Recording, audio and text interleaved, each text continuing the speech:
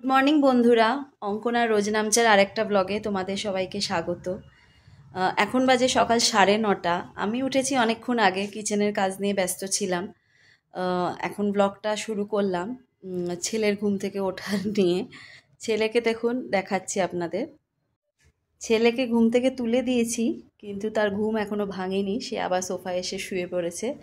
তো ওকে এখন রেডি করি, চান টান করিয়ে রেডি করিয়ে স্কুলে পাঠাতে হবে। তারপর তোমাদের সাথে বাকিটা শেয়ার করছি।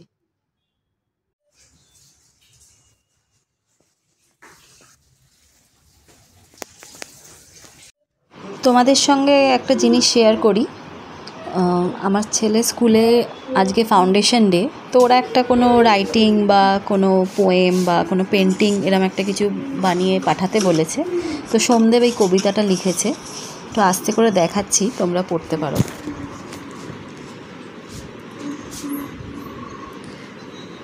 ছেলের ব্যাপারে বলি, আমার ছেলে অটিস্টিক, মডারেট অটিস্টিক, ও নন ভার্বাল।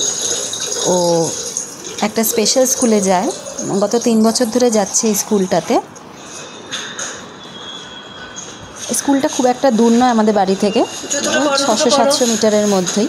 স্কুলে সাধারণত আমি নিয়ে যাই না, সোমদেবই নিয়ে যায় ওকে। বাট আজকে সোমদেব একটু তাড়াতাড়ি অফিসে চলে গেছে বলে আমার দায়িত্ব পড়েছে, তো আমি নিয়ে যাচ্ছি আজকে। সকালটা আমি খুব ব্যস্ত থাকি, ওকে স্কুলে নিয়ে যাওয়ার সময়টা আমার হয়ে ওঠে না, বাট আজকে করতে হচ্ছে। স্কুলে যেতে খুব ভালোবাসে, দেখুন না, একলাই চলে যাচ্ছে। এটা আমাদের সোসাইটির নিচের জায়গাটা। ক্যারি ব্যাগ কিন্তু সবজিও কিনে নিচ্ছি, স্কুলের সামনেই সবজিওয়ালাগুলো বসে, ওখান থেকে একটু সবজি কিনছি, ফল কিনছি।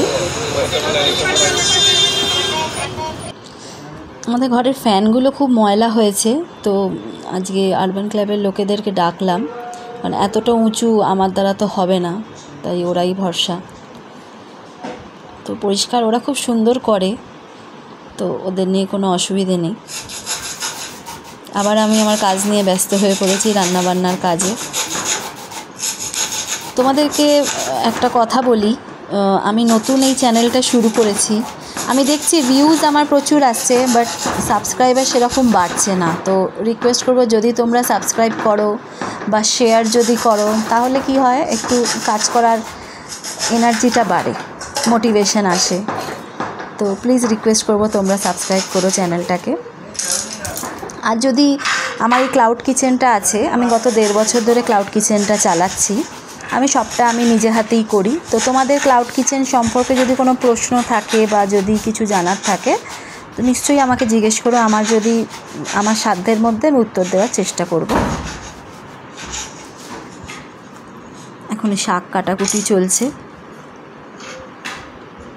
লাল শাক এটা।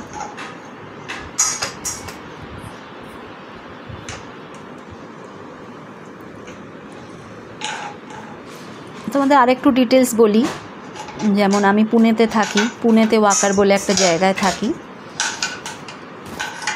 আমি, আমার হাজব্যান্ড, আমার ছেলে, আমরা 3 জনে থাকি। আমার শ্বশুর শাশুড়িও থাকে আমার সাথে, বাট এখন ওরা কলকাতা গেছে নভেম্বর মাসে, তো ওরা এখন ওখানেই আছে। নয়তো নর্মালি আমরা সবাই একসঙ্গেই থাকি। রান্না চাপিয়ে দিয়েছি অলরেডি।